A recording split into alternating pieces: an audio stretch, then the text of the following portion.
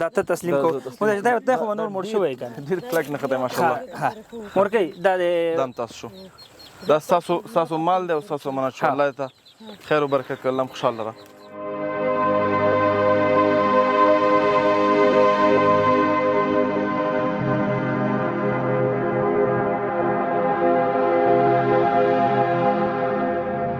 خیر شه سلامونه بیا رسلو رواني کړو خیر سلام خو بس نسیادمن چاله یو خو ته کله غواګانې چپړې او کله راستوړې دا اوس بیا چېرته روانه کړې ده دا غواګان تجارت شروع کړی شک هم نشته چې چېرته روان کړې تجارتونه دوه ډوله دي یو دنیایي تجارت او آخرتي تجارت کوم تجارت دواړه دي ښه ماشاءالله دا موضوع داسې ده ورور ته د کیسې نه خبر نه ده نوم خبر ولا شي راځه چې دا په شریک وګورو دا ستا قالین همدا ده ما دغه قالین د وروره د سیمټو بوجي مې جوړې کړي دي او دلته مې هواري کړي دي زه پې ژوند تېروم زه خپله ژوند دلته تېروم دغه مې ټول جمع مې دلته تېر کړی بچیانو مې ما چې دوستانو په الله قسم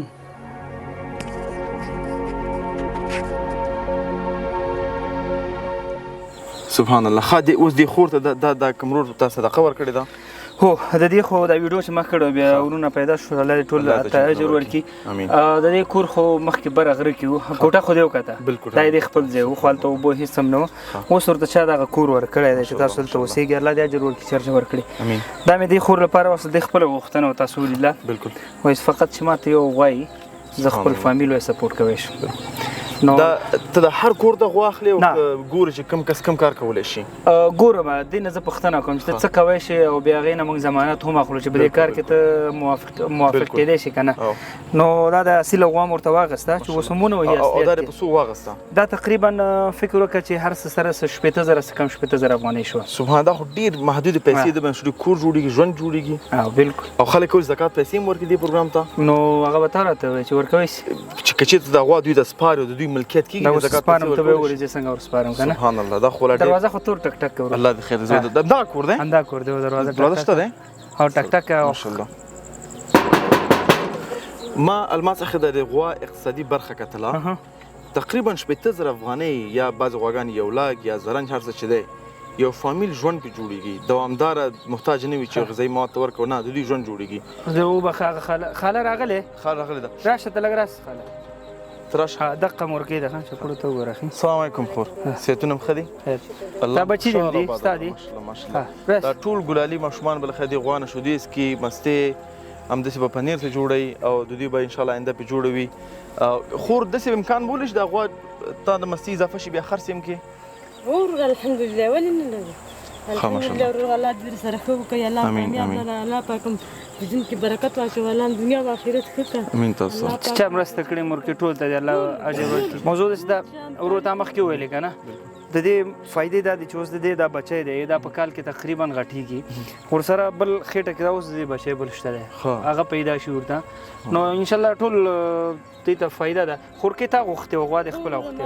الله پاک کامیاب وکړي ټول لره دا ورور به ورته ورکړي وسپاري دا ته وسپاري اینه باشون تسلیم کړو دا ته تسلیم کړو دا خو نور مړ شوی که ډېر کلک نه خدای ماشاءالله مورکۍ دا دم تاسو شو دا ستاسو مال دی او ستاسو امانت شو الله ته خیر او برکت کړي الله خوشحاله را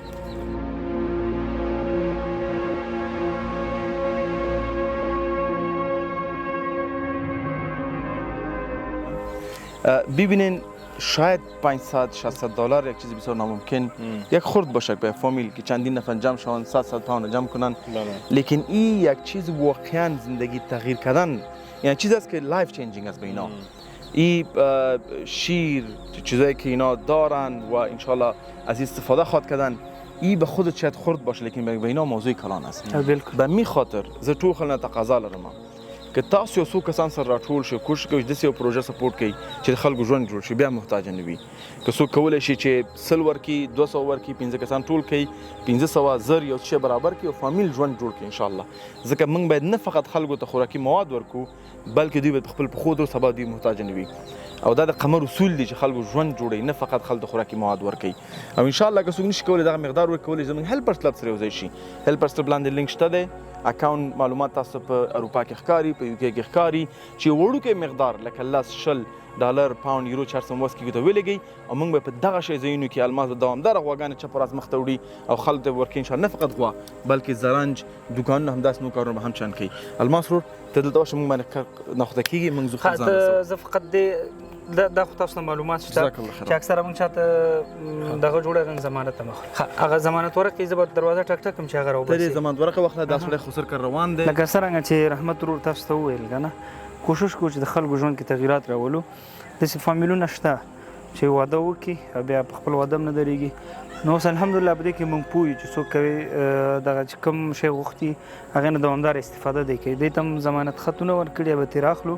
تر څو پورې دوی د هغه تر اخره وساتي او دوی نه استفاده وکړي بچو ته یو مړی روزي پیدا کړي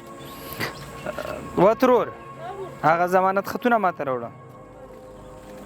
نه راځي کور ته چې الله هم خوشحال لره خیر اوسې مور الله درته نیکو مبارکه کړي او خدای پاک دې وکړي چې